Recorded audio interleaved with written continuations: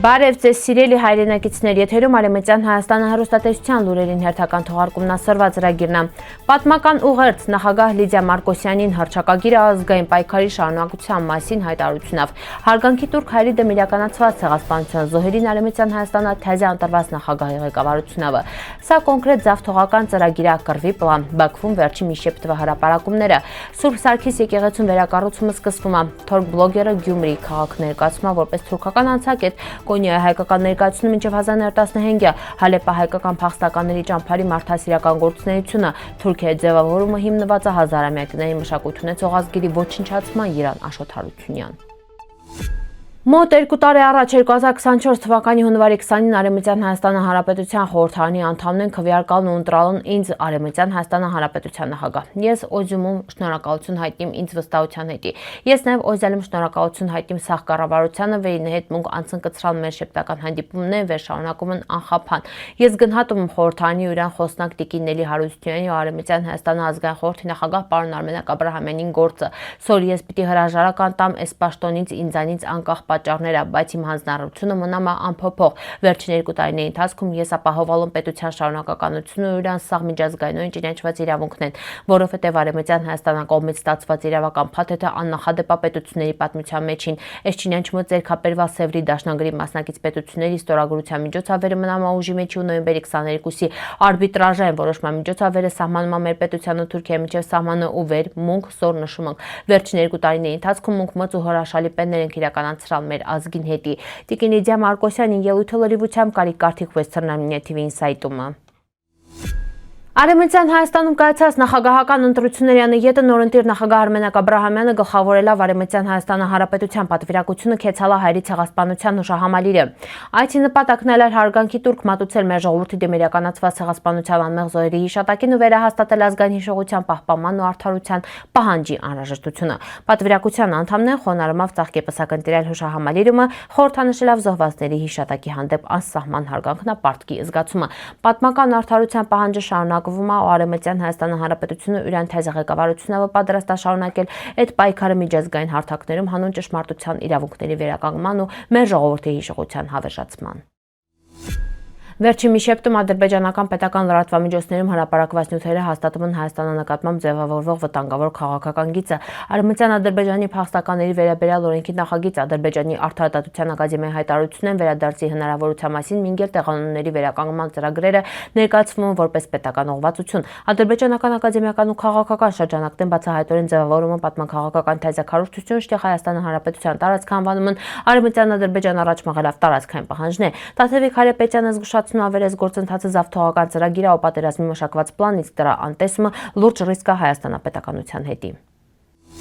Ամիտամ եկեղեցաշինության թեզափուլը վկայմավեր համայնքի հավատը ու ինքնությունը շարունակում են վերականգնվել նույնիսկ տարիների լքվածությունից հետո։ Քաղաքի պատմական Սուրբ Կիրակոս եկեղեցու վերաշինությունը տարիներ առաջ հնարավորություն ատվալ մխլած պտիալ հայերի բացահայտել իրենց ինքնությունը կապել իրենց արմատների հետ։ Սոր նույնպիսի հույս ատամ նաև քաղաքի երկրորդ կարևոր եկեղեցու Սուրբ Սարգիսի վերակառուցումը։ Կայացած ստորագրությունների արդյունքում մեկնարկած նախագիծը կարևոր քայլ է հունցա համայնքի դեր քաղաքի մշակութային կենքին հետի։ Չնայած քաղաքապետարանի խոստացած 15 միլիոն լիրան ամբողջական կառուցման հետի բավարար չի, բայց խթանող նշանակություն ունի ու ուժատամ նախաձեռնությունը առաջտների հետի։ Թորք բլոգերին հերթական սադրիչ քայլը Էզդոնյա հասալա Գյումրի։ Ինքը քեցալա քաղաքը նկարահանալ տեսանյութ ու ներկայացրել ատա որպես քյոհնյա թուրքական քաղաք ընդգծելով թայիփր թորքերին ստղան վտարալն հայերը։ Բլոգերը քաղաքի պատմությունը ավանդույթին փորձում է ներկայացնել բացառապես թուրքական աղավաղելով իրական պատմությունը։ Հրապարակեին նկատալ նաև թուրք գողտերերի մեկնաբանությունները, շտեղ իրանք պնդում են թա հայերը Գյումրիում հաստատել մենակ 1880-ականներին իրենց բարի կամքով։ Այդ արձագանքներն հերթական դեպքում նշանցնտամ թուրքական քարոզչության փորձերը հայկական քաղաքների պատմությունը ներկայացնելի խեղաթյուրված։ Ուշագրավավեր բլոգերը իրան տեսանյութը հրապարակալ այն վաղտեն վեր Գյումրու ընդդիմադիր քաղաքապետը ձերբակալված այլել հայ օկտատերերը կապն ճարալ այս գործողությունների միջև նշել ավեր հայրենասեր քաղաքապետին ձերբակալն հանցու վերամ թորքերին հետի ճանապարհ Պեցանին։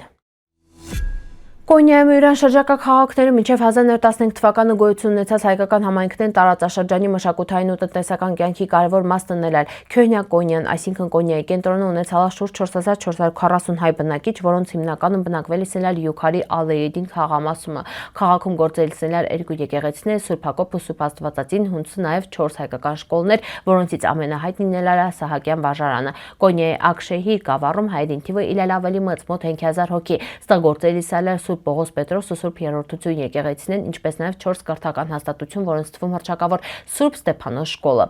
Կոնյայի Կարաման քաղաքում բնակվել է մոտ 1250 հայ, վեր ունեցալ Մարիամ Աստվածածին եկեղեցին ու 2 շկոլ, իսկ Կոնյայի Էրեղլիում հայերը կազման շուրջ 1015 հոգի, այդտեղ նույնպես գործալ Մարիամ Աստվածածին եկեղեցին ու 2 կրթական հաստատություն։ Սեյդի Շեհիրում ապրել 171, իսկ Իլգնում 145 հայ։ Կոնյայի հայերը հայտնի են իրենց արհեստներով, ներկայգործությամբ, գորգագործությունով, դերձակությամբ, ձեռարվեստով, բրդագործությամբ, իսկ Կարամանի հայերը առանձնապես հռչակված են գինեգործությունով։ Հալեպա փախստականներին ճամփարը տարիներ շարունակ գործալ որպես շուրջ 20,000 բնակչություն ունեցող Կուճիր քաղաքապահովելով ապուրի խոհանոց, աչքի կլինիկա, խորհրդատվություններ, սեմինարներ, հագուստի նվիրատվություններ ու բնակարանների վերանորոգում։ Ճամփարը նաև կազմակերպել աջակցություն տեղահանված հայ ընտանիքներին իրենց քյոմագինելով գործ ճարել Թա-Սիրիա-Թայուրան սահմաններային դույս։ Փրկության տոնը կարևոր դեր է խաղանելիս կրթական ոլորտում տրամադրելով ֆինանսական ու նյութական քյոմագ տեղական հայկական շկոլներին։ Մոտակա Սուրբ Գևորգ եկեղեցու Սահակյան շկոլը ընդունած է 308 աշակերտ, որոնց կրթությունը աջակցվել է Դանիայի կառավարության կողմից։ Դանիացի բարեկամն կազմակերպությունը եւս աջակցել է ինչպես բողոքական հայկական շկոլներին, դիել ճամփարի ու հարակից Կիլիկյան ու Մեսրոպյան նախադպրոցական հաստատություններին։